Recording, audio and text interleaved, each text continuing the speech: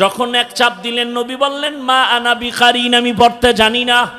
আর একটা চাপ দিলেন নবী বললেন আমি পড়তে জানি না। কয় চাপ হলো? এইবার শেষবারে খুব জোরে চাপ দিছেন নবী। এবার পড়তে জানি না তাও বলেন নাই, পড়তে জানি তাও বলেন নাই। নবী বলেন আমার উপরে মৌতের কষ্ট শুরু হয়ে গেল, সীমাহীন জ্বর। জিব্রাইল চাপ দিয়ে চলে গেল। আমি বের হয়ে গেলাম ঘরে, খাদিজার ঘরে। খাদিজার ঘরে গিয়া নবী বললেন জাম্মিলুনি জাম্মিলুনি, আমাকে কম্বল দিয়ে আবৃত করে নাও। কম্বল দিয়া খাদিজা আবৃত করে নিছেন। নবী সব ঘটনা শুনাইলেন। শুনাইয়া এরপরে নবী গুনগুন করে কান্না করেন। খাদিজা বলেন ইয়া রাসূলুল্লাহ, আপনি কাঁদেন কেন? হ্যাঁ বুঝতে পেরেছি, আপনার তো মা নাই, আপনার তো বাবা নাই। আমি দুই স্বামী বিদায়ের পর একাধিক সন্তানের মা হইয়া এরপরে আপনার ঘরে আসছি। আপনার কোনো ভয় নাই, কোনো পেরেশানি নাই। আপনি ভাবতেছেন ঘর ওলি যদি আপনাকে সাপোর্ট না দেয় তাহলে দাওয়াতের ময়দানে কিভাবে যাবেন? এর মাঝখানে অনেক কথা। রহমতের নবীকে এই ঘটনার পরে খাদিজাতুল কুবরা চলে গেলেন তার চাচাতো ভাই ওয়ারাকা বিন নাওফেলের কাছে। গিয়ে কয় দেখেন রহমতের নবীর এই হালাত। তিনি ইনজিলের বড় হাফেজ, সব কিছু ডিটেল জানায় দিলেন। হ্যাঁ আপনি তো সত্য নবী, ইনজিলে ভবিষ্যৎবাণী দেওয়া আছে, আপনার উপর আপনার বংশের লোকের হামলা শুরু হবে, অনেক কথা। সর্বশেষ রহমতের নবী আম্মাজান খাদিজা সাপোর্ট দিয়ে কালেমা পড়ে মুসলমান হয়ে গেলেন, ঈমান এনে ফেললেন। ইসলামের ইতিহাসের পৃষ্ঠায় রহমতের নবীর হাতে প্রথম কালেমাওয়ালা ব্যক্তি একজন নারী, তিনি হলেন খাদিজা রাদিয়াল্লাহু আনহা। নারীর সম্মান বলে ইসলাম দেয় নাই, এই জন্য জুলাই স্বাধীনের পরেও আবার আম্মাজানেরা রাস্তায় আন্দোলনে নামে। আবার ওদের পেছনে কিছু চরিত্রহীন লম্পটেরা সাপোর্ট দেয়, আছে না নাই? আল্লাহর জাতের কসম, ইসলাম সারা নারীর মর্যাদায় দুনিয়ায় কেউ দেয় নাই, দিতেও পারবে না। সব ধর্মের কিতাব খুলো, নারীর উপরে জুলুম, নারীর উপরে জুলুম, নারীর উপরে জুলুম। ইনসাফ করেছে একমাত্র ইসলাম। জানি না, এজন্য আমরা বুঝি না। নারীদের ইজ্জত বাড়ায় দিছে ইসলাম, মর্যাদা বাড়ায় দিছে ইসলাম। বলতে গেলে অনেক সময় কি পরিমাণ, যেমন একটা প্রমাণ হলো হাসরের ময়দানে আল্লাহ যদি জিজ্ঞাসা করে আমার হাবিব রহমতের নবীর হাতে কে প্রথমে কালেমা পড়ে আমার রসুলকে সান্ত্বনা দিয়েছো, কোনো পুরুষ দাঁড়াতে পারবে না, একজন নারী দাঁড়ায় বলবেন দয়াময় রব্বুল আলামিন হাবিবের হাতে প্রথম ঈমানওয়ালা আমি একজন নারী। নাম কি? খাদিজা আপনার ছোট বোন না? তো সুন্দর করে বলবেন না, খাদিজাতুল কুবরা রাদিয়াল্লাহু আনহা, রাদিয়াল্লাহু আনহা। আল্লাহ সবাইকে কবুল করেন। ও পর্দার আড়ালের আম্মা জানেরা, দুনিয়াতে আল্লাহ যদি জিজ্ঞাসা করে হাসরের মাঠে ইসলামের পতাকা উড্ডীন করার জন্য কে প্রথমে শহীদ, কেউ সাহস পাবে না, পুরুষেরা চুপ। একজন নারী দাঁড়ায় বলবেন হে দয়ার মালিক, ইসলামের পতাকা উড্ডীন করার জন্য প্রথম গলা কাটা শহীদ, আমি রক্ত ঝরাইছি, আমি একজন নারী, সুমাইয়া রাদিয়াল্লাহু আনহা। নারীর মর্যাদা। আল্লাহ যদি জিজ্ঞাসা করে আমার দিন রক্ষার জন্য আমার রসুলের ভালোবাসা নিয়া প্রথম হিজরতের মতো মর্যাদার পথে কে আগাইছো, কোনো পুরুষ দাঁড়াতে পারবে না। একজন নারী দাঁড়ায় বলবেন হে মালিক, ইসলামের পতাকা ঠিক রাখার জন্য, তোমার দিন হেফাজতের জন্য প্রথম হিজরতের পথে আমি এক নারী বের হয়েছি, আমি হলাম রহমতের নবীর কন্যা রুকাইয়া রাদিয়াল্লাহু আনহা। এইভাবে একটা একটা যদি বলি নারীর মর্যাদার শেষ করা যাবে না। আজ আমার আম্মা জানেরা নারী ইজ্জত পায় না, সম্মান দেয় নাই। আরে ইসলাম ছাড়া কে দিবে সম্মান?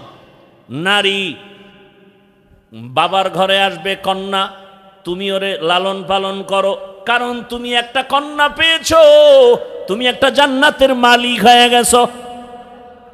রহমতের নবী বলেন, আমি এমন এক সময় মক্কা নগরীতে আসছি যেই সময় নারীকে পছন্দ করে না, বাবা কন্যা হলে কষ্ট পায়, নিজ হাতে নিজের কন্যা গলা টিপে মেরে ফেলে। আর আমি নবী, রহমতের নবী, আল্লাহর খুব আদরের নবী, আমি রহমতের নবীর কোনো ছেলে নাই, আমি 4 কন্যার বাবা, আমি 4 কন্যার বাবা। অতএব তোমরা যারা কন্যা পেয়েছো শুকর আদায় করিও। 1 কন্যা পেয়েছো 1 জান্নাতের মালিক, 2 কন্যা পেয়েছো 2 জান্নাতের মালিক, 3টা কন্যা পেয়েছো 3 জান্নাতের মালিক, 4 কন্যা পেয়েছো 4 জান্নাতের মালিক। 3 বউ পাইছো 3 জান্নাতের মালিক, এটা কিন্তু না, সাবধান। এখন এই বউ লয়ে কারাকারি, নিজের বউ 1 বউর হক আদায় করতে পারে না, 2টা লয়ে টানাটানি। আল্লাহ হেদায়াত দান করুন। 4 কন্যা মানে 4টা জান্নাতের মালিক। ভাইরা আমার, রহমতের নবীও 4 কন্যার বাবা, কোনো ছেলে নাই। এই আপনাকে যাদের ঘরে কন্যা আছে, বাবা হইয়া থাকলে বলেন তো আপনার ছেলে বেশি আপনার জন্য পাগল না মেয়ে? আন্দাজি কন্যা কোনোদিন পরীক্ষা করছেন? আছে ভাইরা যারা ভাই ভাই, বলতো তোর জন্য তোর ভাইয়ের কলিজা ভরে না বোনের কলিজা ভরে? যেই বাবা মনে করেন আমার ছেলে নাই, মেয়ে আসছে, ওই 1 মেয়ে দিয়া 5 ছেলের উপকার আপনার হবে, এত টেনশন করেন কেন? আল্লাহ পারে না? কত প্রমাণ চান, কত প্রমাণ চান? 5টা ছেলে, একটা গাঞ্জাখোর, একটা মদখোর, এইভাবে হলে এই ছেলে দিয়ে কোনো লাভ আছে? কন্যা কেমনই জানি জাহিরি তো এক শান্তি, বাবার জন্য কলিজা খেয়ে ফেলে। শ্বশুর বাড়ি থেকে দৌড় মারছে, বাবায় অসুস্থ, দৌড়, বারবার টেলিফোন করে, আমার আব্বু জানের কি খবর? চোখের পানি ধরে রাখতে পারে না। আবার যদি শুনে ভাই কষ্টে আছে, বিপদে আছে, অন্য ভাইয়ের টেনশন নাই, বোনের ঘুম নাই, পাগল হয়ে যায়, মা আমার ভাইয়ের খবর কি? আল্লাহ কুদরতের কারিশমা দিয়া রাখছেন। রহমতের নবী আমার 40 বছর পরে কোরআন পাইলেন, মাত্র 5 আয়াত। 3 বছরে জিবরাইল আর আয়াত নিয়ে আসে না। এরপরে আবার আসলেন, ইয়া আইয়ুহাল মুদ্দাসসির কুম ফাআনজির ওয়া রাব্বাকা ফাকাব্বির ওয়া সিয়াবাকা ফাতাহহির। এইভাবে অল্প অল্প করে কোরআন আসতে লাগছে। কয়দিন? এই কয়দিন? 23 দিন। 23 বছর লাগছে 250 গ্রাম কোরআন আইতে। তাও কার কাছে? সৃষ্টির শ্রেষ্ঠ মহাব্যক্তি, যার জেহেনের তুলনা নাই, জ্ঞানের তুলনা নেই, তার কাছে কোরআন আসতে লাগছে কয়দিন? আর সেই কোরআন আপনি রাইতে ভৈরা মুফাসসির, রাতারাতি ভৈরা মুফাসসিরে কোরআন। ও ভিজিটিং কার্ডে লিখতে তো 200 টাকার বেশি লাগে না। হ্যাঁ, মুফাসসিরে কোরআন এত সোজা। খালি আলিফ লাম মিম এই 3টা অক্ষরের ব্যাখ্যা, হ্যাঁ না একা আমি কিচ্ছু জানি না। ওয়াল্লাহু আলামু বিমুরাদিহি বিযালিক, আমি সারেন্ডার, আমি অজ্ঞ, আমি মূর্খ। আল্লাহ কাছে এত ভাল পারো কেন যে বহুত কিছু কামাইছো? এত এলেমের বাহাদুরি করো, তো আলিফ লাম মিমের ব্যাখ্যা কর। হ্যাঁ গিয়ে আমি কিচ্ছু পারি না। তো প্রথম দরজায় আটকে গেলি, কোরআনের প্রথম দরজায় তুমি সারেন্ডার হয়েছো যে আমি আলিফ লাম মিমের অর্থ জানি না। ওদিক দিয়ে আর এক দলে ফতুয়া মারতে আছে ইউটিউবের মধ্যে, অর্থ না যাই না পড়লে লাভ নাই, জ্বালা কি একদিক দেয়। এখন আরে জিজ্ঞান দরকার আলিফ লাম মিমের অর্থ কি বলেন? পারি না। আপনার আব্বারে জিজ্ঞান কবরে গিয়া, বাপেও পারে না। তা তাহলে পড়লে লাভ নাই, এই ফতুয়া কেন? অথচ নবী বলেন এক অক্ষর পড়ো 10টা নেক। কয়টা নেক? আল্লাহর কোরআন শুধু তাকায় দেখো সওয়াব, কোরআনের লাইনে লাইনে আঙ্গুল টানো সওয়াব। দেখা দেখা কোরআন পড়বা, মরণের আগে চোখের পাওয়ার নষ্ট হবে না। মুসলমানের ঘরে কোরআন নাই, অনেকের ঘরে কোরআন আছে, 15-20 বছর হইছে, একদিনও খুলিয়াও দেখে না ভেতরটা কেমন। বড় আফসুস, আল্লাহর রসুলের কাছে কোরআন আসার সূচনা কত কঠিন, নবীর মরণের কষ্ট। আচ্ছা, আল্লাহ নিজেই বলেন নবী আপনার কষ্ট করা লাগবে না, লা তুহাররিক বিহি লিসানাকা লিতাআজালা বিহি ইন্না আলাইনা জামাআহু ওয়া কুরআনা। আমি কোরআন আপনার সিনায় জমা করে দিব, কষ্ট করা লাগবে না। অথচ সেই 5 আয়াতের জন্য নবীর এমন জোরে চাপ দিল, জ্বর উঠে গেল। নবীরে কষ্ট দিল কেন? আল্লাহ এমনিই দিতেন, আবার চাপ দিলেন কেন?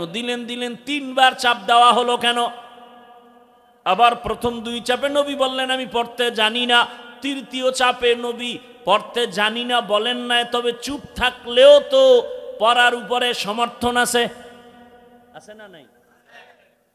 নবী পড়তে জানি না বললেন কেন? এর এক জবাব হলো জিবরাইল আমিন রেশমি রুমালে লেখা আয়াতগুলো আল্লাহর পক্ষ থেকে ধইরা বলে ইকরা, নবী আপনি পড়েন। নবী তো উম্মি, দেখা পড়তে পারে না। নবী বলেন মা আনা বিকারিন, আমি পড়তে নবী জানেন না মানে কি মূর্খ? নবী পড়তে জানেন না কথার অর্থ দুনিয়ার কারো কাছে রসুল পড়া শিখেন নাই। কার কাছ থেকে? আল্লাহর পক্ষ থেকে রসুল শিখছেন সব, দেখে দেখে নবী পড়তে পারেন না। তৃতীয় চাপে রসুল পারি নাও বলেন নাই, পারিও বলেন নাই, বরং রহমতের নবী সমর্থন দিলেন। এমনি তো একটা কথা এখানে থাকে, একটা ছেলে কিচ্ছু পারে না, ওরে আইনা পড়ে, এই বলো বাবা আউযু, ও কয় কি আউযু, বলে বিল্লাহি। বাচ্চাটাও কি বলে? বিল্লাহি মিনাশ, পারে না। তা রসুলের সামনে জিব্রাইল যখন কইছে ইকরা, তো নবী তো বলবেন ইকরা, বা জিব্রাইল বলছে ইকরা বিসমি রাব্বিকাল্লাযী খালাক, নবীও বলবেন ইকরা বিসমি রাব্বিকাল্লাযী খালাক। নবী দোনোবার কইলেন আমি পারি না। তৃতীয় চাপে তো অবস্থা খারাপ, অসুস্থ। এখানে অনেকে জবাব দিছেন একটা, নবী প্রথম 2 চাপে না পড়ে বুঝাইছেন কার নামে পড়ব বলা নাই। তৃতীয় চাপে বলা হয়েছে রবের নামে পড়ো। আমি এটাকে সমর্থন দিলাম, দুনিয়ার সব পড়া ছাড়ো, রবের পড়াটাকে ধরো। দুনিয়াতে পড়া 2 লাইনে চলে, রবের নাম সহ, রবের নাম ছাড়া। কি? রবের নাম সহ পড়া মাদ্রাসার পড়া, কোরআনের পড়া, আর রবের নাম ছাড়া পড়া দুনিয়ার শিক্ষা, জাগতিক শিক্ষা, জেনারেল শিক্ষা। 2 পড়ার উদ্দেশ্য আলাদা, সিস্টেম আলাদা, ফলাফলও আলাদা, একটা দুনিয়া আর একটা আখেরাত। তবে আল্লাহর নাম সহ যদি পড়ে ওই লাইনে গিয়াও সে সফল। যেমন বহু ডাক্তার, ইঞ্জিনিয়ার, প্রফেসর নামাজি নাই নাই, তাহলে আপনি কেন বলবেন ডাক্তার হওয়া খারাপ, ইঞ্জিনিয়ার হওয়া খারাপ, প্রফেসর হওয়া খারাপ? বাকি কথা, স্বাভাবিক কথা হলো যারা আল্লাহর নাম বাদ দিয়ে পড়বে এরা ডাক্তার হতে পারে, ইঞ্জিনিয়ার হতে পারে, কিন্তু মানুষ হওয়া কঠিন। মানুষ হওয়া, যেমন এমবিবিএস ডাক্তার হইছে তাসলিমা নাসরিন, মানুষ হতে পারে নাই। মানুষ, ঢাকা কলেজের প্রফেসর আহমদ শরীফ প্রফেসর হইছে ঠিক, কিন্তু মানুষ হতে পারে নাই। মানুষ হতে হলে লাগবে আল্লাহর কোরআনের ছোঁয়া। এখন অনেকে বলবে আমরা স্কুল কলেজে যারা পড়ি আমরা কি মানুষ না? তুমি মানুষ কি না, না অলুমান? এটার জন্য প্রশ্ন হলো তুমি জানোনি, ও স্কুল কলেজের ছেলে মেয়েরা, ভাই বোনেরা, জানোনি মাকে বিবাহ করা হারাম? জানেনি? বলেন না কেন? জানে। বিয়া ছাড়া সন্তান জন্ম দেওয়া হারাম, জানেনি? যদি বলেন জানে, তাহলে আমার জবাব হলো তারা মানুষ। কিন্তু প্রশ্ন আবার থেকে যায়, কি ওরা যে জানলো মাকে বিবাহ করা হারাম, বিয়া ছাড়া সন্তান জন্ম দেয়া হারাম, এটা কি কলেজের বই ভইরা জানছে? হ্যাঁ, অবশ্যই কোনো না কোনোভাবে আল্লাহর কোরআনের ছোঁয়া পেয়েই জানছে। তাহলে ফাইনাল অ্যান্সার কি? মানুষ হওয়ার শিক্ষাই হলো কোরআনের আলোর শিক্ষা। কোরআনের ছোঁয়া ছাড়া মানুষ হওয়া যায় না। এই জন্য ডাক্তার নামাজ পড়ে কেন? তাবলিগের ছোঁয়া লাগছে, খাঁটি আল্লাহওয়ালার নজর লাগছে, কোরআন পড়তে পারে, এই জন্য সে ডাক্তার হইয়াও নামাজ পড়ে, ইঞ্জিনিয়ার হইয়াও নামাজ পড়ে, কলেজের প্রফেসর হলেও নামাজ পড়ে, উকিল হইয়াও নামাজ পড়ে, চাকরি করে নামাজ পড়ে, র্যাব আর্মি পুলিশ বিডিআর হইয়াও নামাজ পড়ে, ওসি ডিসিএসপি হওয়ার পরেও নামাজ পড়ে।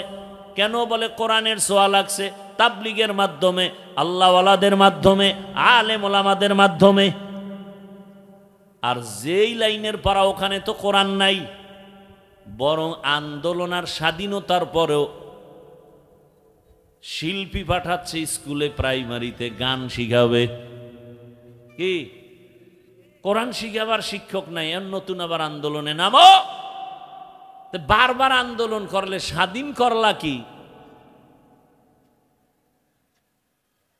কি স্বাধীন করলা? দেশ স্বাধীন হলে আবার পানির মধ্যে লাশ ভাসে কেন? স্বাধীনই যদি হয়ে থাকে তাহলে মা বোন ধর্ষিতা হয় কেন? স্বাধীন হয়ে থাকলে ব্যবসায়ীর দোকানে চাঁদাবাজি হয় কেন? বুঝে ফেলেছি এই স্বাধীন হবে না, নতুন একটা স্বাধীন করতে হবে। যেই স্বাধীন হলে দেশ ঠান্ডা হবে, ওই স্বাধীন হবে ইসলামের স্বাধীন।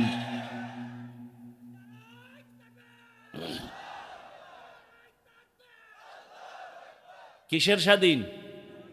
এই একটা স্বাধীন বাকি আছে, এটা কিসের স্বাধীন? এই ইসলামের স্বাধীন না হওয়া পর্যন্ত এই জমিনে শান্তি আসবে সম্ভব না। রাগ করতেছেন না? আল্লাহ হেদায়াত দান করুন। স্বাধীন হয়েছে, এখনো অজে বাধা কেন? আর জনগণের বইলা দিছি, যে বাধা দেয় ওর নাম ঠিকানা ভিডিও করে আমুক কাছে দাও, ওই জালেমের সাইজ করার জন্য আন্দোলনে নেমে যাব আবার। জীবনের এক অমূল্য সম্পদের নাম সুস্থতা। টাকা পয়সা বাড়ি গাড়ি সব আছে, কিন্তু আমি আপনি অসুস্থ, জীবনের কোনো দাম। টাকা পয়সা বাড়ি গাড়ি তেমন নাই, কিন্তু আমরা সুস্থ, এর থেকে আর সুখী কিছুই। আল্লাহ আমাদের সুস্থতাকে দায়েমান কবুল করেন। অসুস্থ যারা এখনো আছেন ঘরের বিছানায়, হসপিটালে, আল্লাহ তাদেরকে পূর্ণ সুস্থতার নেয়ামত দান করেন। হাজারো লাখো মানুষের ভেতর থেকে বাছাই করে পৃথিবীর মধ্যে এক শ্রেষ্ঠ মজলিস, উলামায়ে আহলে হকের মজলিস, গুনাহ মাফের মজলিস, তওবা কবুলের মজলিস, বরকতি মজলিসে বেহেশতের বাগানে দয়াময় আল্লাহ আমাদেরকে হাজির হওয়ার তৌফিক দান করেছেন। আর একবার শুকর আদায় করি আলহামদুলিল্লাহ। দরুদ ও সালাম সৈয়দুল মুরসালিন, রহমতুল্লিল আলমিন, শফিউল মুজনিবিন, খাতামুন নবিয়্যিন, সৈয়দুস সাকালাইন, ইমামুল মুরসালিন, শফিউ আজম, রসুল আকরম, রহমত আলম, নবিয়ুল আরব আল আজম, हबीब किबरिया, अशरफुल अम्बिया, सैयदुल अम्बिया, शफीअ महशर, साक़ी कौसर, आक़ा नामदार, मदीना का ताजदार, आफ्ताब नबूवत, फ़ख्र मौजूदात, सैयदुल मखलूक़ात, हज़रत मुहम्मदुर रसूलुल्लाह। সবাই পড়লে সমস্যা? পড়েন। নবীজির নামে দরুদ পড়লে লাভ না ক্ষতি? কেমন লাভ? আখেরাতে তো লাভ আছেই, দুনিয়াতে অনেক বেশি লাভ। কেমনে আপনাদেরকে বুঝাবো অল্প সময়। জীবনের সব বন্ধ দরওয়াজার তালা খোলার একমাত্র তাবিজ বা চাবির নাম দরুদের আমল।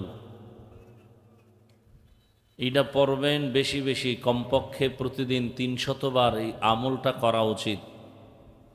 আপনার অসুস্থতার জন্য আমল করেন, সব ঠিক হয়ে যাবে। ব্যবসায় ঝামেলা সমাধান হয়ে যাবে, চাকরির সমস্যা সমাধান। কিসের আমল? দরুদের আমল। কতবার? প্রতিদিন 300 বার দরুদ, তবে 2টা শর্ত মেনে দরুদ পড়তে হবে, তো বরকত বেশি হবে। 1 নাম্বার শর্ত হলো খুব নির্জনে মোহাব্বতের সাথে পড়তে হবে। 2য় শর্ত হলো পবিত্র হালাতে পড়তে হবে। নির্জন সময়, ঘুমের আগে না হয় ফজরের নামাজের পরে,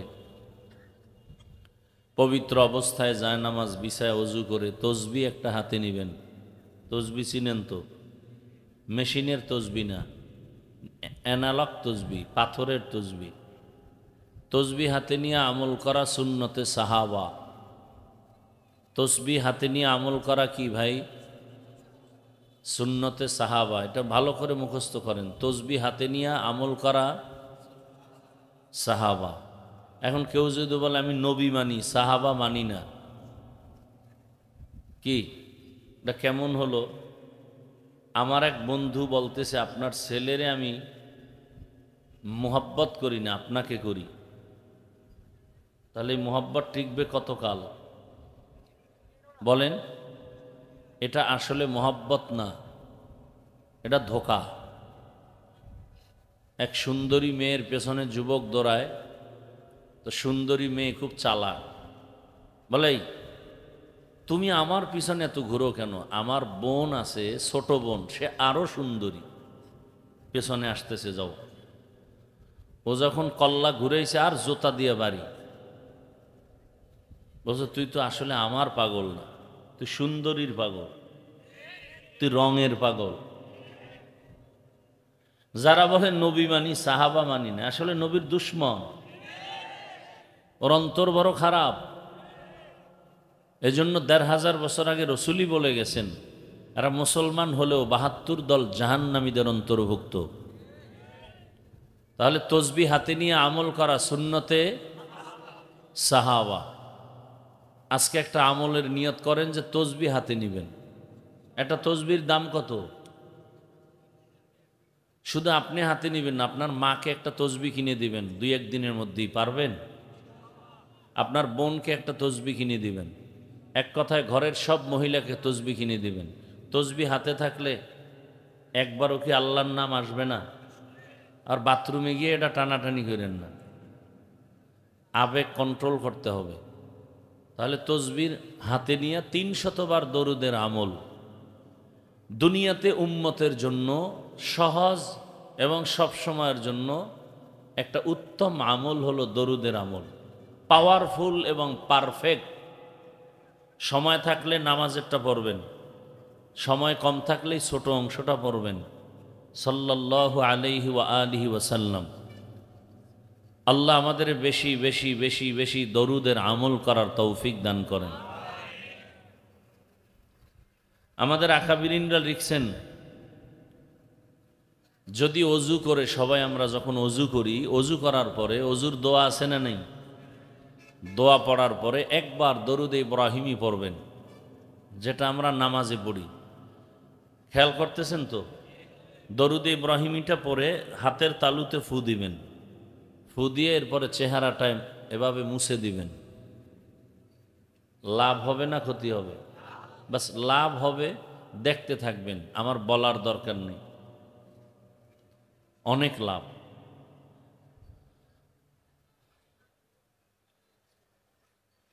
তো ইনশাল্লাহ নিয়ত করা যায়। আল্লাহর কাছে কিছু নিয়ে যেতে হবে, তো দরুদের আমলটা ধরে রাখেন। আল্লাহ আমাকেও তৌফিক দান করেন, আপনাদেরকেও তৌফিক দান করেন। দোকানে বসে আছেন, গল্প না করে দরুদ পড়েন। গাড়িতে বসে আছেন, গল্প না করে দরুদ পড়তে থাকেন। কেন শুধু শুধু সময় নষ্ট করেন? সময়ের অনেক দাম। আল্লাহ বুঝার আমল করার তৌফিক দান করেন। যাদের আয়োজনে আজকের এই প্রোগ্রাম, একটি মাদ্রাসাকে কেন্দ্র করে আজকের এই মাহফিল, পৃথিবীতে ইসলামকে টিকিয়ে রাখার একমাত্র স্থায়ী ব্যবস্থার নাম মাদ্রাসা। মাদ্রাসা থেকেই আলেম, মুফতি, মুহাদ্দিস, মুবাল্লিগ, মুজাহিদ, পীর, খতিব সব তৈরি হয়। কোথায়? মাদ্রাসা। এজন্য দুনিয়ার ইসলাম বিদ্বেষীরা মাদ্রাসার উপরে টার্গেট করে বিভিন্ন তোকমা লাগায়। কিন্তু একটা কথা মনে রাখবেন, আপনি যদি হকের উপরে থাকেন তাহলে আল্লাহ তাআলা কুদরতের দ্বারা সাময়িক বিপদ আসলেও আল্লাহ চূড়ান্ত বিজয় দান করবেন। মাদ্রাসায় জঙ্গি প্রযোজন কেন্দ্র, মাদ্রাসায় বোম পাওয়া যায়, অস্ত্র পাওয়া যায়, এই কথাগুলো কিন্তু 15 বছর ধরে আমরা শুনতেছি না। কারণ যে নাস্তিকরা বলতো এরা ধরা খেয়ে গেছে, কোনো প্রমাণ আজ পর্যন্ত কেউ দিতে পারে নাই।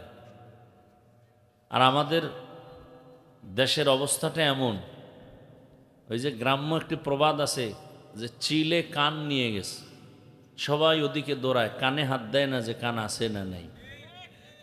আমাদের দেশটা এতটা দুর্বল হয়ে গেছে, আমাদের হালাত, কে কি বলল লাফাইতেছে, কি বলল, কেন বলল, এর আগে কি পিছনে কি, এর সূত্র কি, কোনো খবর নেই। এগুলো না থাকার কারণে একজন সাধারণ মানুষ একজন বিজ্ঞ আলেমের বিরুদ্ধে ফেসবুকে লিখতে একটু দ্বিধা করে না।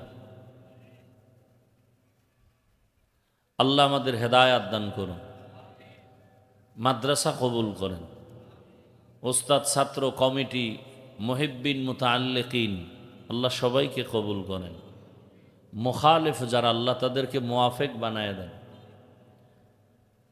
কোরআনে হাকিমের শেষের দিকে একটি সূরার কয়েক টুকরা আয়াত পড়েছি, রসুলের একটি হাদিস পড়েছি। ইখলাস ও রুহানিয়াতের সমন্বয়ে সহি নিয়তে সহি তরিকায় সহি কিছু কথা বলার নিয়ত করেছি। আল্লাহ আমাকে আপনাদের সকলকে তৌফিক দান করেন। খেয়াল করেন, ওয়াজ করা এক জিনিস আর আওয়াজ দেওয়া আর এক। ওয়াজ আর আওয়াজ 5 সেকেন্ডে তার পরিচয় হলো কোনো একটা যুবকরে পুলিশে নিয়া থানার মধ্যে আটকায় বেতের বাড়ি দিতেছে, যুবকের চোখে পানি নেই, কান্নাও নেই। সেই যুবক কোরআনের বাগানে বসে হাউমাউ করে কান্না করে।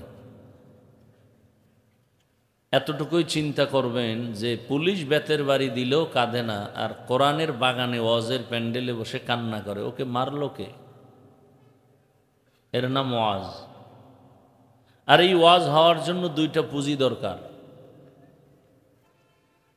এক পুঁজি আল্লাহ পাকের ডাইরেক্ট রহমত, আর এক পুঁজি উপস্থিত শ্রোতাদের নিরঙ্কুশ অন্তরের মোহাব্বত। আপনাদের মোহাব্বত যেই পরিমাণ, বয়ান সেই পরিমাণ হবে। আপনাদের অন্তরে ইখলাস যেই পরিমাণ, বয়ানের রং ঢং সেই পরিমাণ হবে। বক্তার ইলম আর আমল দিয়ে বয়ান হয় না, ওয়াজ হয় না, আওয়াজ হয়। হেদায়াতের ওয়াজের জন্য এই 2 জিনিস দরকার, আল্লাহর রহমত আর শ্রোতাদের অন্তরের মোহাব্বত। এখন আপনার মোহাব্বত যদি ডিভাইড হয়ে যায়, মোবাইল নিয়ে যারা ব্যস্ত, এদের কলবের দরজা বন্ধ। কলবের দরজা কি? এখন যে কলব চিনে না সে দরজার কি বুঝবে? যে কলবই চিনে না সে দরজার কি বুঝবে? আল্লাহ হেদায়াত দান করুন। এই অনর্থক একটা কাজ মোবাইল বয়ানের মধ্যে মোবাইল হাতে নেওয়া, এটা চূড়ান্ত এক অপচয় এবং অনর্থক একটা কাজ। দুনিয়াতে ফাও কাজ যদি থাকে তো এটা একটা ফাও কাজ। আচ্ছা, ঠিক বেঠিক বলার এখানে কিছু আছে। যারা ঠিক বলছেন আপনারা কি মোবাইল চালান না? কেন কেন শুধু শুধু এই আওয়াজ দেন? আমার কথাটা আপনার দিলের মধ্যে নেওয়ার চেষ্টা করেন, কথা বুঝার চেষ্টা করেন। বয়ান সবাই জানেন, আমিও জানি, আপনারাও জানেন। মিথ্যা বলা হারাম, গালি দেওয়া হারাম, গীবত করা হারাম, মা বাবাকে কষ্ট দেওয়া হারাম, কি না জানেন? সবই জানেন। এখন বুঝবেন, আমাদের বুঝের অভাব। দেখেন না রাজনীতির ময়দানের নেতারা কি সুন্দর ইসলামের কথা বলে, শান্তির ধর্ম ইসলাম। আমাদের স্টেজে বক্তব্য দিবে, হুজুরদের ওয়াজ শুনলে হবে না, আমল করতে হবে। মাঠের থেকে সবাই যদি একটু এক আওয়াজে বলতো আপনার দাড়ি নেই কেন, মাঠের পাবলিক তো আরো দুর্বল। নাহলে মাঠের মানুষ যদি ওলামায়ে কেরামের সাথে হুঙ্কার দেয়, কোনো মাস্তানের কথা বলার সাহস নেই। কিসের মাস্তানি? এটা রাজনীতির মঞ্চ না ওয়াজের প্যান্ডেল? তো ওয়াজের প্যান্ডেলে রাজনীতির বক্তব্য চললে আলেম কেন রাজনীতির কোরআন দিয়ে বয়ান করবে না? এটা বোঝা গেল মূর্খ, ধর্মান্ধ, রাজনীতি বুঝে না। তা এরা কি করে? এরা রাজনীতি করে না, এরা দুর্নীতি করে, পেটনীতি করে। রাজনীতি, ইসলাম ছাড়া রাজনীতি নাই, সব নাপাক। পবিত্র রাজনীতি শুধু ইসলামে আছে, কোরআনে আছে। কথা বুঝেন নাই? আমগো ইসলাম কি দুর্বল নাকি? আমরা যে কোরআন মানি সে কোরআন দুর্বল? যে সব বিষয়ের সমাধান আছে, রাষ্ট্রের ব্যাপারে কোরআনে কিছু নাই, এদিক থেকে কোরআন দুর্বল? কি রাষ্ট্রনীতির ব্যাপারে ইসলাম দুর্বল? তো কেন বলেন ইসলামে রাজনীতি নাই? আবার বলে ধর্মের সাথে রাজনীতিকে টানবেন না। আমগো ধর্মই তো রাজনীতি। ফুল দিয়েন, ঘেরান টানবেন না ফুলের সাথে, মানি ঘেরান তো ফুল থেকে আলাদা করার জিনিস না। আর আলাদা যদি হয়ে যায় ওই ফুল আর ফুল থাকে না। ধর্ম তো রাজনীতি, রাষ্ট্রনীতি নিয়েই আমাদের ধর্ম, অর্থনীতি নিয়েই আমাদের ইসলাম, সমাজনীতি নিয়ে আমাদের ইসলাম। ইসলাম তো সমাজনীতির বাইরে না। আমার ইসলাম তো রাজনীতির বাহিরে কিছু না, আমার ইসলাম তো অর্থনীতির বাহিরে কিছু না, সব কিছুর সমন্বয় ইসলাম। এটাকে আলাদা করবেন কিভাবে? আগুন পানি আলাদা করা যায়, চিনি পানি আলাদা করবেন কিভাবে? কি ধর্মের সাথে রাজনীতি, রাজনীতির সাথে ধর্মকে টানবেন না। চরম এক মূর্খতার পরিচয়। সুলাইমান পয়গম্বর গোটা দুনিয়া চালান নাই, সত্য কথা স্বীকার করেন। ইউসুফ নবী মিশরের অর্থমন্ত্রী ছিলেন না? বাদশাহ জুলকারনাইন গোটা দুনিয়া পরিচালনা করেননি? আমার রসুল মদিনার রাষ্ট্র চালান নাই? আবু বকর, ওমর, ওসমান, আলী রাষ্ট্র পরিচালনা করেন নাই? এগুলো ইসলামের বাইরে। কি বুঝাতে চান?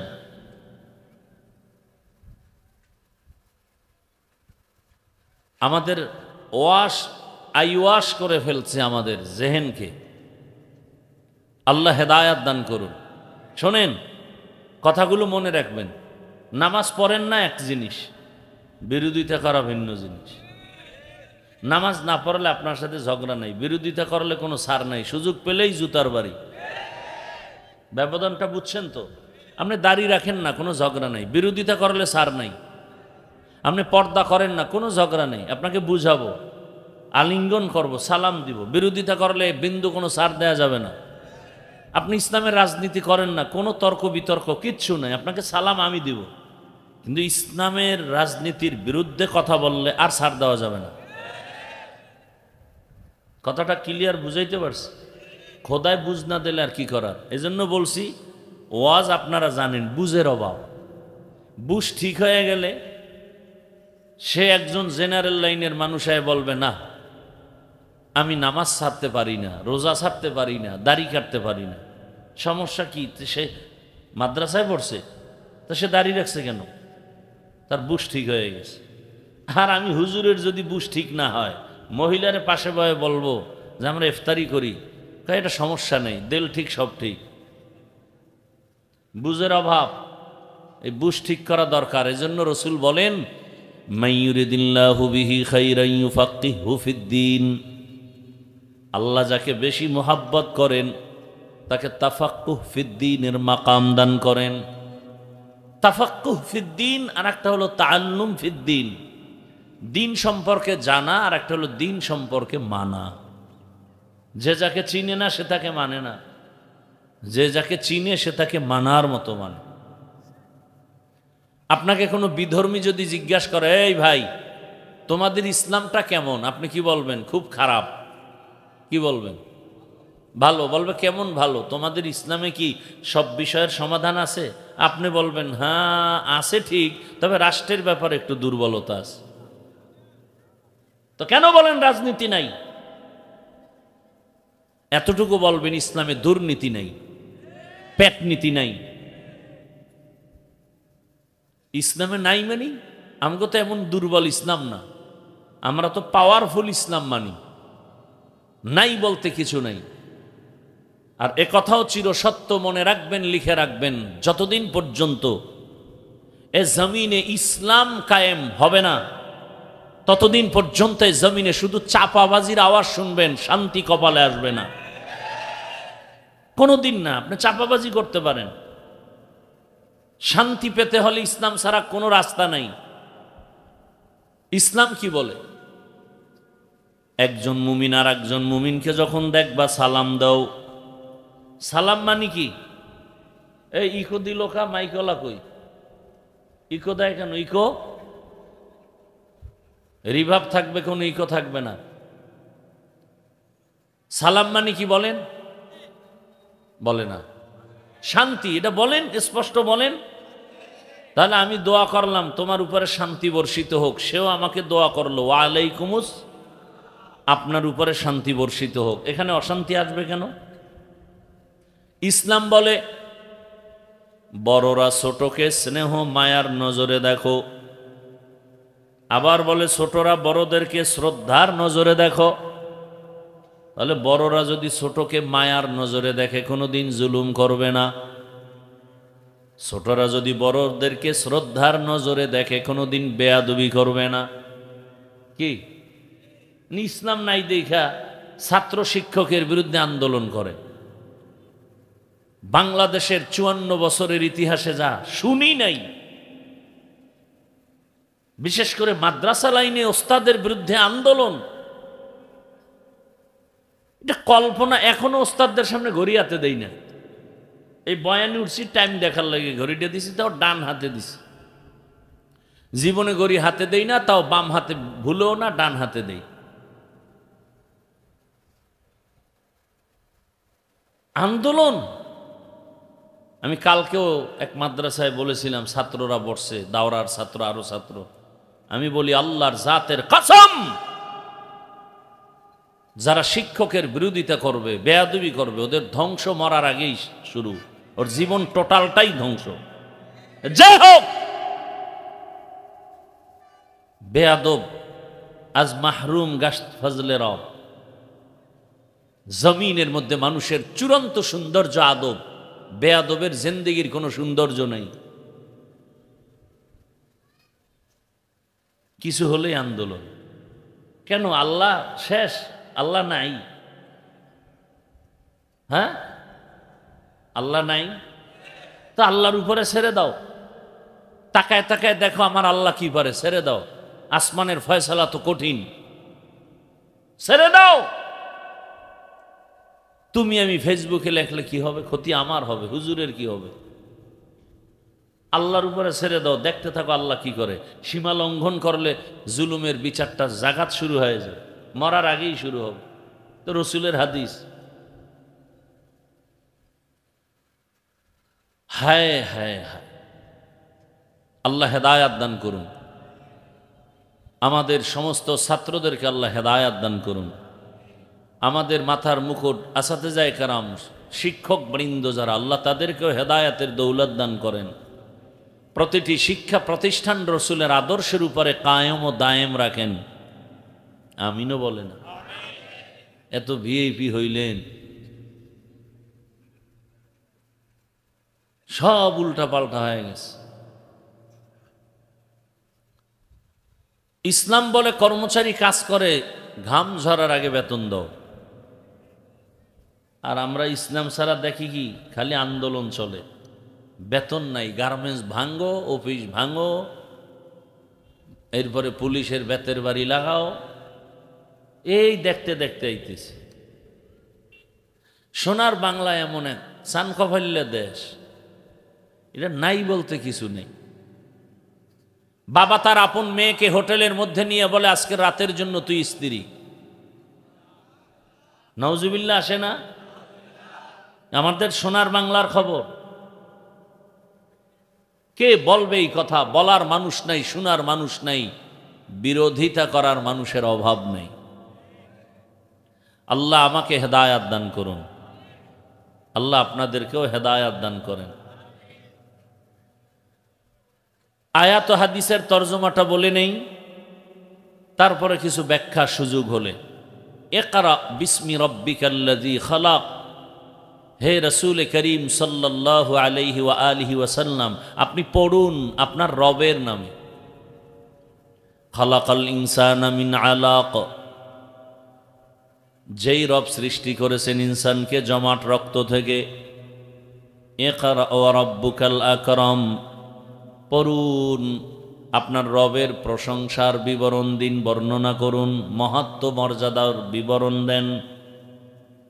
আল্লাযী আল্লামা বিল কলম, যিনি ইলম দান করেছেন কলমের মাধ্যমে। আল্লামাল ইনসানা মা লাম ইয়ালাম, এমন জ্ঞান দান করেছেন যেই জ্ঞান সম্পর্কে ইনসান ছিল অনবহিতদের অন্তর্ভুক্ত।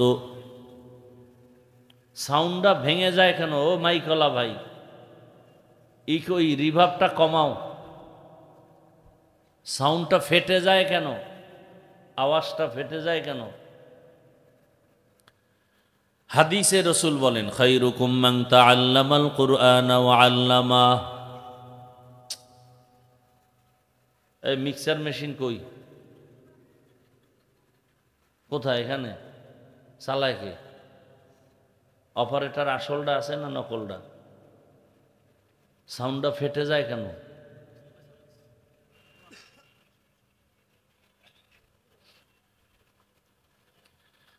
নবীজি বলেন, সারা দুনিয়াতে তারাই শ্রেষ্ঠ যারা কোরআন নিজে শিখে অন্যকে শিক্ষা প্রদান করে। কোরআন শিক্ষা দেওয়া নেওয়া, যেমন ডাইরেক্ট কোরআন আলিফ বা তা সা পড়াচ্ছি, আপনি শিখতেছেন, এটাও কোরআন শিক্ষা, এটাও বড় দামি শ্রেষ্ঠ। এই যে আবার কোরআন শিখার জন্য যে অন্য অন্য কিছু বিষয় শিখা হয়, ইলমে সরফ, ইলমে নাহবু, ইলমে বালাগাত, ফাসাহাত, এগুলো কোরআন শিক্ষার অন্তর্ভুক্ত। এজন্য এদের বলে তালিবুল ইলম। নবী বলেন এদের জন্য দোয়া করে নদীর মাছ, গর্তের পিপিলিকা পর্যন্ত দোয়া করে, কারণ এরা তালিবুল ইলম। তালিবুল ইলম যখন রাস্তা দিয়া চলে, ফেরেশতারা তাদের পাখা বিছায়া দেয়। ওয়া ইন্নাল মালাইকাতা লাতাযউ আজনিহাতাহা লিতালিবিল ইলম।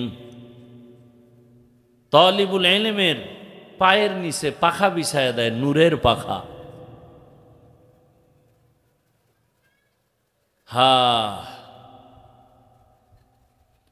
ওয়া ইন্নাল আলিমা লা ইস্তাগফিরু লাহু মান ফিস সামাওয়াতি ওয়া মান ফিল আরদ হাত্তাল হিতানু ফিল মা। সাউন্ডটা ভাঙ্গে কেন আমি তো বুঝি না কিছু।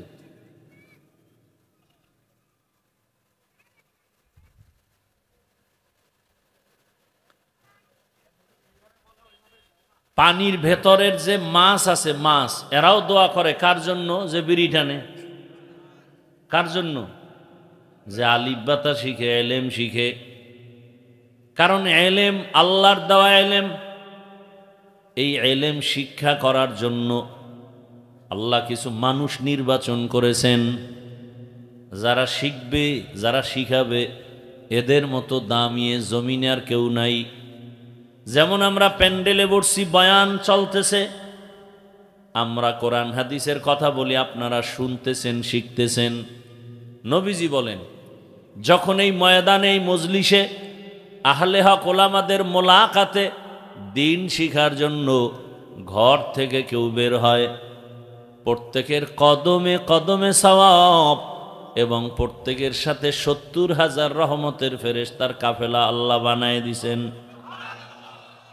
এখানে আইসা বসার পর এরকম একটা মজলিস আরশে আজিমে চলতেছে, আল্লাহ নিজে আলোচনা করতেছেন, আমাদের প্রশংসা করতেছেন ফেরেশতাদের সামনে।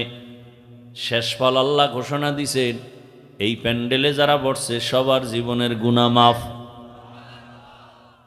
একটা মাসআলা যদি শিখতে পারেন, ১০০ নফল নামাজের সওয়াব আল্লাহ দান করবেন।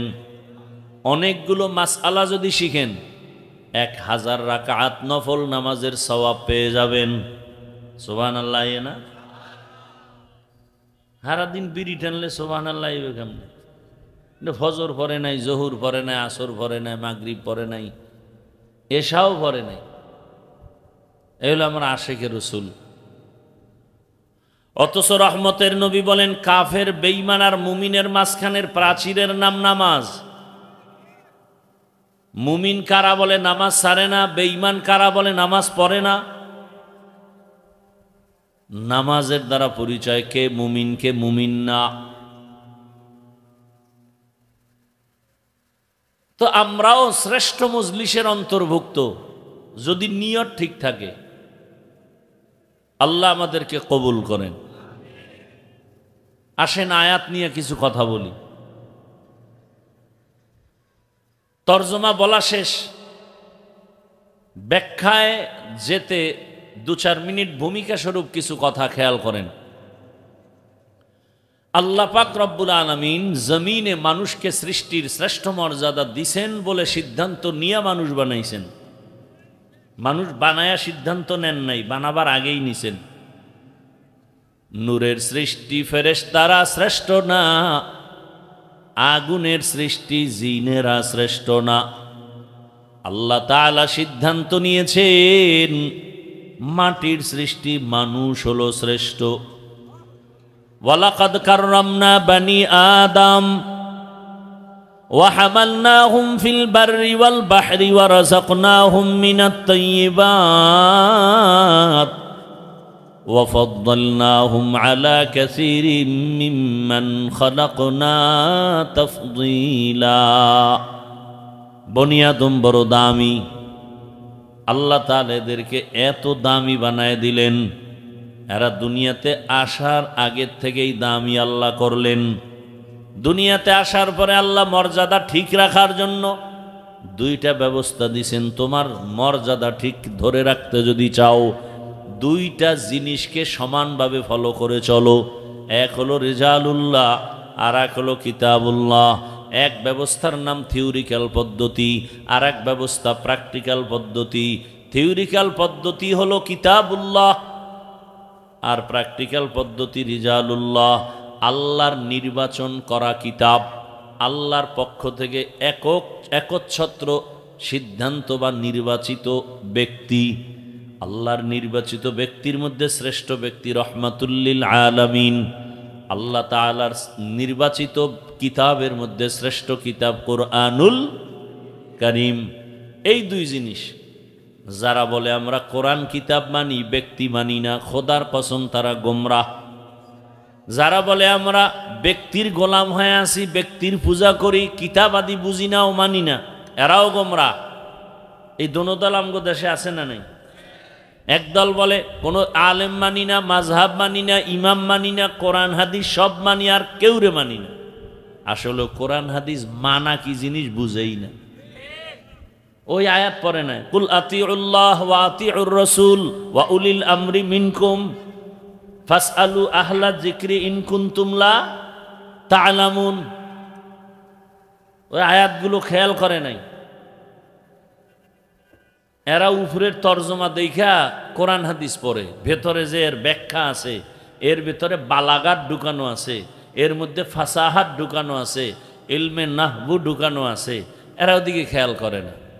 এরা আল্লাহ দল্লিন আমিন হেনে পড়ছে, গোমরা।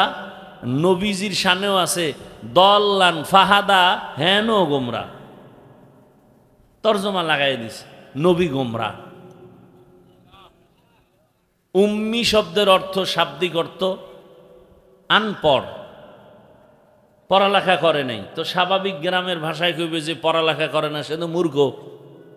বাস এই তরজমা লাগাই দিছে, হুয়াল্লাযী বা'আসা ফিল উম্মিয়্যিনা রাসূলাম মিনহুম ইয়াতলু আলাইহিম আয়াতিহি ওয়া ইউযাক্কিহিম ওয়া ইউআল্লিমুহুমুল কিতাবা ওয়াল হিকমা ওয়া ইন কানু মিন ক্বাবলু লাফি দালালিম মুবিন।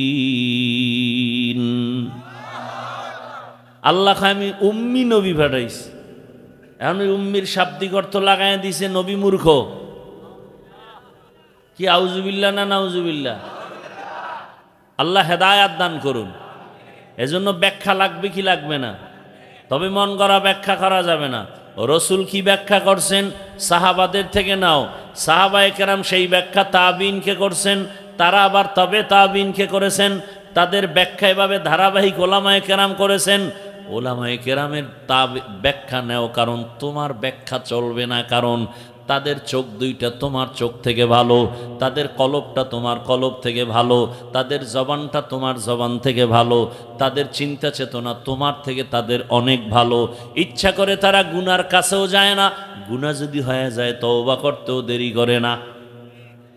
আর আমরা ইচ্ছা করে গুনাহ করি, তওবাও করতে চাই না। কেউ ধরায় দিলে কয় তুমি কদ্দুর ভালো, ব্যাস বাস একটা দিয়ে দিস, আর জীবনে ভুল ধরাইয়াও দিবে না। এজন্য আমি মাঝে মাঝে বলি, ভুল করা, নিজের ভুল নিজে ধরতে পারা এক নেয়ামত, কেউ ধরাইয়া দিলে স্বীকার করা আর এক নেয়ামত।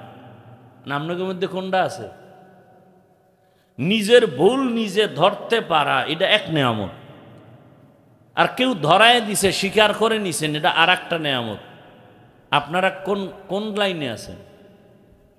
নিজের ভুল নিজেও ধরেন না, কেউ ধরায় দিলেও মানেন না, উল্টা হের বিরোধিতা করেন, আকাম করেন। আপনি ধরায় দিছে, দোষ সব তার। আল্লাহ হেদায়াত দান করেন। তাহলে দুনিয়াতে আল্লাহ মানুষের শ্রেষ্ঠত্ব ধরে রাখার জন্য দুই ব্যবস্থা দিলেন, ব্যক্তি আর কিতাব। এই দুইয়ের মধ্যে শক্তিশালী ব্যক্তি কিতাবের তুলনায়। এজন্য ব্যক্তি আসছে আগে, কিতাব আসছে পরে। ব্যক্তি আসছে বেশি, কিতাব আসছে কম। শ্রেষ্ঠ ব্যক্তি রহমাতুল্লিল, শ্রেষ্ঠ কিতাব কোরআনুল কারীম। কোরআন কোরআন মোহাব্বত লাগায় বলা যায় না, কোরআনুল কারীম। এখন নবী তো নাই, নাকি আসবে মাঝে মাঝে? কেন গত রবিউল আউয়াল আসে নাই মদনপুর? আরে আসছে, আপনারা টের পান নাই। আরে অনেক স্টেজে তো চেয়ার রাখে খালি, রসুল আইসা বসবে। কেমন মানুষ! মদিনার থেকে রসুল হে নাইব, কার জন্য নাইব? আমাকে দাড়ি কামান্না সুদখোর ঘুষখুর দেখতে হইব। কত ঠেকা রসুল! আল্লাহ হেদায়াত দান করুন।